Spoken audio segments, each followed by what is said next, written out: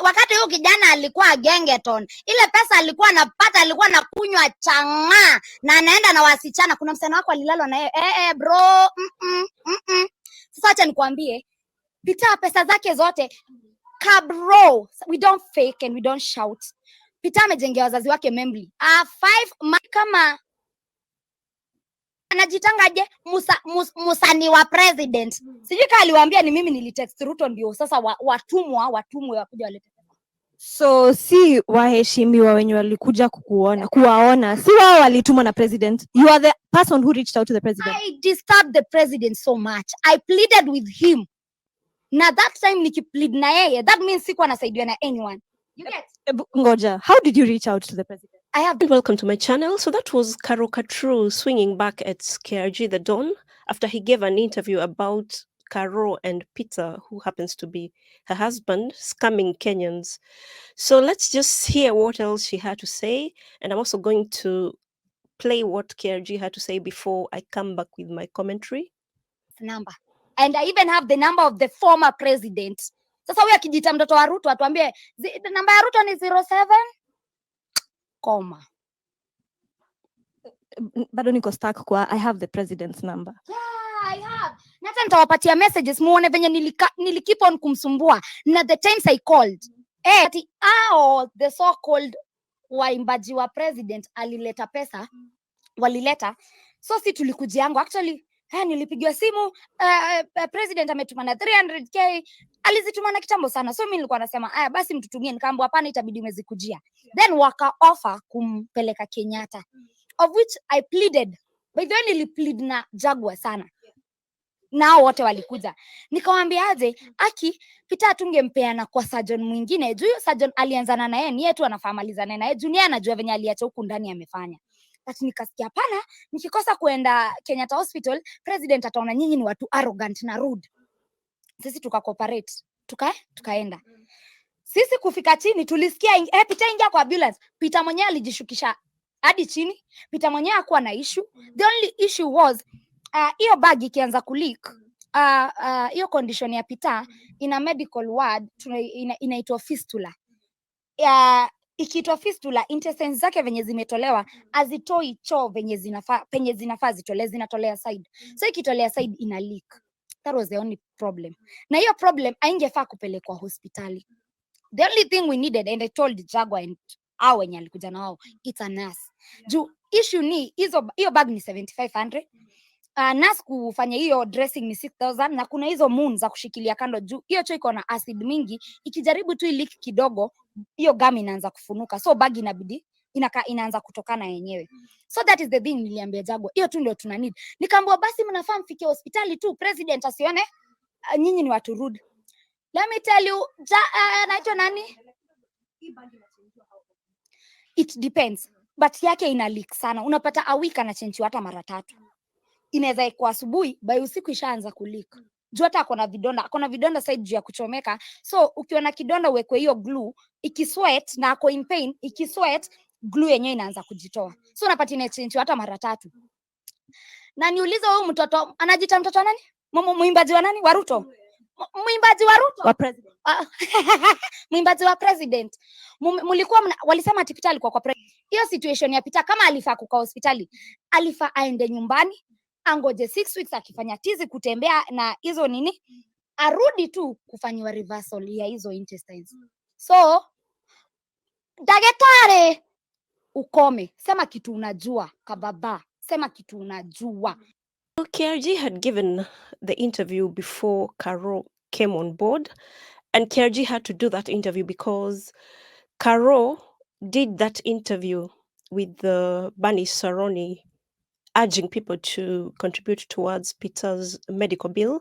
I actually did the video yesterday, so I'm going to pin it on here so that you can get the context of what I'm talking about. To give you the backstory of Peter's medical condition, first of all, if you don't know who Peter is, he's a former member of a Gengeton group called Sailors Gang, whose music career didn't take off for some reason. So this guy and Katrue got married. I don't know whether it was made official or whether They're just a can we stay couple. After they detected that growth in his stomach area, he underwent surgery and he lost his appendix in that surgery. God knows why.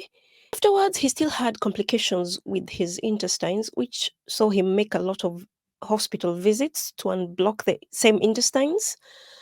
But then in January of 2024, he went for another hospital visit as usual, but the hospital decided to admit him for observations just for 2 days.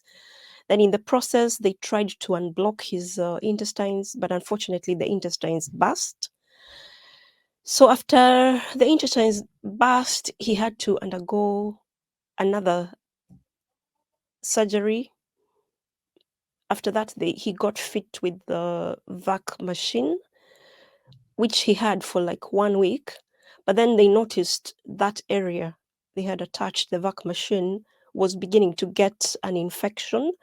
So he had to be scheduled for another surgery. They attached an ileostomy bag on his stomach. But unfortunately, because of the excessive acid from the small intestines, that area where the attachment was made was affected because the acid was corroding the flesh around that area, and it was also eating up the thread that was used to attach the bag. So because of that, it developed a wound which needed to be worked on. Anyway, because of his condition, Peter couldn't work since January, and also CARO couldn't work because she was the one nursing Peter. So because of that, obviously their finances took a dent, hence why they have been asking people to raise funds for them, because they have pending hospital bills from the previous hospital, and they also need funds for another surgery which Peter is supposed to undertake in the next 3 weeks. So because of the financial need, CARO has been lobbying a lot of people, contacted Eric, who managed to raise some funds using his Sisi kwa Sisi initiative. But then after Eric raised funds for CARO, people thought their issue was sorted out. That's why yesterday people were pleading with people. People were very surprised to see her talking to Bani Saroni, pleading with people to help them out with their bills. So after that interview with Bani Saroni went viral, KRG had an interview later on in the day. So let's just hear what he had to say. aka KRG the Don, aka msanii wa president.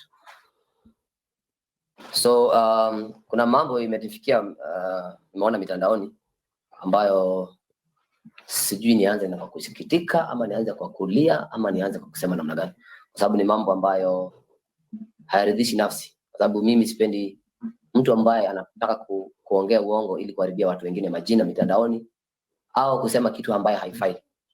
Hii issue ya MIRACLEBABY ni issue ambayo najua mwanzo mpaka mwisho mahali imefika, na imenipata kwa surprise kubwa sana kuona Katrue na MIRACLEBABY wamefanya vitu ambavyo wanafanya sasa hivi, kwa sababu in the beginning I think nyinyi ni watu ambao hamjui hata kusema shukrani, na kulingana na vile ninaona mnafanya kweli, ile msemo ya Kiswahili nasema asante ya punda ni mateke. Hivyo ndio naona hii kitu iko, kwa sababu sasa hizi mnatengeneza picha ambayo inakuja kuwa ni kama rais wetu anaongea uongo ama alifanya kitu ambacho hakifai, wakati sisi Mheshimiwa Jagwa na mimi tulienda tukaomba msaada kwa rais, kitu ambacho hata rais hakuwa aware of, and he does not even know who MIRACLEBABY was. Ilikuwa kazi ngumu sana kumuelimisha kwanza huyu ni nani. Mind you, the president is not just someone mwenye ako idol. Rais ni rais wa nchi. Kuna watu over 40 million wanategemea rais na wote wako na shida zao separately. So kwa hiyo kumconvince aache shughuli za hawa watu wote asikilize mtu mmoja is not a small thing vile watu wanafikiria. Kuona hata rais, sisi ambao hata tunaweza pata chance, inakuchukua hata zaidi ya miezi miwili kupata appointment. Kwa hiyo ukipata chance ya kukutana naye hata 2 minutes na hujamwambia shida zako zote na akambuta tatuliwa. It's a process. Kwa hiyo wanakupotosha kwa sababu you got a golden chance wewe kuenda hata hospitali. But hata wao wameona hakuna kitu anaweza fanyia, Peter tumeambiwa turudi after 5 weeks. So akasema ni sawa, nikamwambiaje sasa kitu tu inatusumbua ni nurse wakukuja kumdress hizo intestines na the bags. Akaniambia hizo zitashughulikiwa, wewe usistuke. Nikamwambia sawa. Wakati tulifika home kutoka hapo na hapo mimi hakuna mtu alinichukulia simu. That's why ulikuwa unaona usiku na kupigia na kuomba doju, bag imetoka, hatuna hata bob. Hizo 300k zilikuja tukalipa zile pending bills zenye tulikuwa nazo. Juu aliniambia nisijaribu kulipa hiyo hosi. Wondering what CARO is talking about, and that's the interview that annoyed KRG, by the way.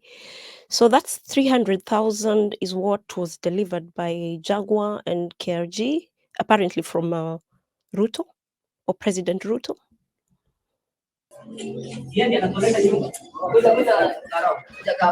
So this is the day Jaguar and KRG went to deliver the 300,000. Bhugaa, asanteni sana juu ya kukamthrough man. Nilikuwa nakapitia but mimi siongeangi sana, lakini God akanibless na msiuongea sana na hapo hivyo tukasaidika. Kama ya kwanza ama ya pili pia wewe ulichangia kitu ja kubless manzi. Nasikia si pesa. Unajua ndio mmoja kwa hiyo.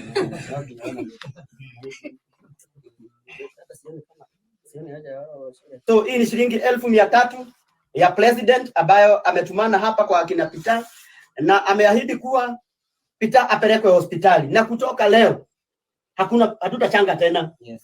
Amen. Umeelewa? Hatutachanga tena. Pesa yote ya hospitali ya Peter itasimamiwa na His Excellency William Samoei Ruto. So shika mheshimiwa, hand over. Ai pesa hizo sia president ya Kenya. You are doing wrong. Na mimi nataka niwaeleweshe hapa kwa sababu I am not here to prove myself that niko right ama mheshimiwa Jaguar yuko right, kwa sababu you are wrong. Kitu ya kwanza, you people are very ungrateful. That is one thing I can tell you, you are very ungrateful. Sisi tunajua uko na shida. Na hata ukikuwa na shida, pale mtu anaambiango shida yako itatatuliwa style fulani, you are supposed to accept the reality of the matter. Na kwamba you are not special, nobody is special in this world. So when you are put somewhere and you know you're going to get help. Do you know Mheshimiwa Jaguar alikutetea sana. Paleta mimi sikukuwa. Mimi nilikuwa niko shughuli zangu zingine. Nikapigiwa simu, akaniambia ile maneno tulikuwa tumepanga imetimia. Tumepewa hapa 300,000. Twende tupelekee MIRACLEBABY. 300,000 ambao nasikia wanasema tulipewa pesa nyingi zaidi ya hiyo. Lakini nataka niwahakikishia kwamba ile pesa ilitolewa ilikuwa 300,000. Rais ni shahidi wetu. Ile pesa alitoa ilifika kwa mikono ya wale watu tulikuwa tunafaa kupatia. Baada ya hapo tukaambiwa vile tukayapatiwa maelekezo ile tutaenda tupate msaada Kenyatta National Hospital. Mimi na mheshimiwa Jaguar tuliwacha shughuli zetu zote. Mind you, kila mtu hapa Nairobi yuko na shughuli zake, kila mtu yuko na biashara zake, kila mtu yuko na familia yake. Ukiona mtu ameacha hata shughuli zake for 5 minutes amekuja kuattend, respect that person. Mimi tulikuja kwenu tukakuconvince wewe mpaka tukaenda hospitalini tukapatiwa VIP treatment from the beginning mpaka mwisho. Kenyatta National Hospital is a big hospital. It has more than 5,000 patients wenye wako in critical conditions. Hakuna hata nafasi. Before upate nafasi you can wait for even a week or 2. The boy got services in less than 1 hour. Kufika hospitalini alikuwa ameshapatiwa kila kitu. Hakupandishwa matatu, alipanda ambulance kutoka kwa nyumba yake mpaka hospitali. Hakuna pahali nisimama kwa traffic even 1 minute. Hiyo yote ni coordination yenye sisi tulipanga. Hakuna hata sumuni aliitishwa. Tuka make sure amefika kwa hospitali. Yeye anataka kupatiwa the VVIP room. Ile iko na paka choo. Haipatikani, zimejaa zote. Zimebukiwa na watu ambao ni wagonjwa wako in critical condition, hata wawezi ongea, wako kwa HDU na ICU. Sisi tukampigania mpaka kapata room. Pahali hakuna mtu anamsumbua. Tukampatia room iko na view ya kuona town asipate stress. Na tukamake sure yuko salama na wakaridhika tukiwa hapo. Na nikajua na hata tukitoka hapo na mheshimiwa Jaguar aliniambia huyu kijana atatoka kwa hiyo hospitali. Hebu ukipata muda urudi. Na mimi nikamwambia mimi niko na safari zangu. Unajua kama si heshima rais mimi singekuja hivi tu, mimi ni mtu wa biashara. Siwezi acha biashara zangu ndio nikafanya hii mambo kwa sababu wasanii ni watu very ungrateful. Na wasanii wakiendelea hivi watakuwa wanaumia, sisi tunawaangalia tu. It's just accusation upon counter accusation, but KRG has talked to another media outlet and doubled down. He said what he's saying is what transpired. So from what he said, it's like Peter didn't want to stay in hospital until the next surgery.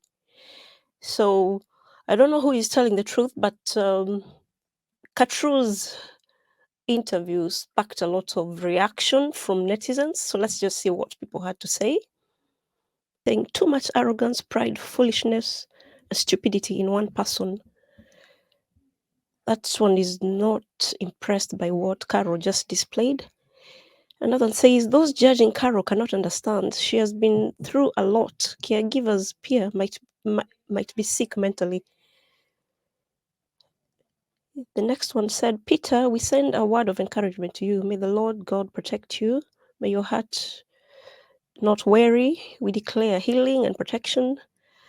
I have been hospitalized severally and tend to agree with Katrue and their approach. I feel online media should not have brought this issue in the open. KRG should have the courtesy of using appropriate language. Katrue should avoid being too emotional when answering questions. But Katrue and Peter are the ones who brought the matter online because of appealing for funds from well-wishers. One thing I know, you can be crazy but standing for your own is not madness. Being sincere doesn't close doors. Carol is so rude, for real. Carol, you're rude. Be grateful to those people. Another one said, hooliganism is not the way to address such issues. So she's describing Katrue's delivery. More so, once said, caregivers go through so much stress. Give this supportive wife a break. She needs a shoulder to lean on. Another one said, the entitlement in this lady is on another level. This is being childish and being ungrateful at the same time. Why do we bash her for calling out people who are not picking calls?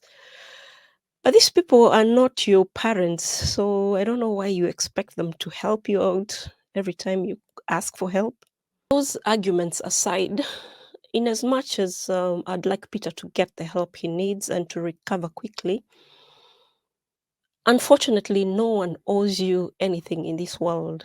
And the way CARO has expressed herself, I know a lot of people who would have wanted to donate towards Peter's medical bills have been thrown off. And a lot of people must be confused now because we don't know who is telling the truth, whether they actually need the funds they are asking for. So she came up very abrasive, and I understand she was trying to defend her reputation because KRG labeled them as scammers.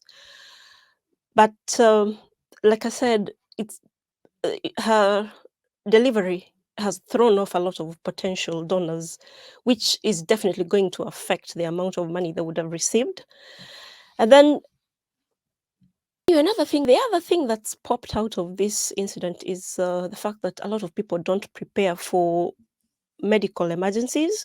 So it's very important for people to have medical insurance so that there's coverage to mitigate the financial impact for any ailments.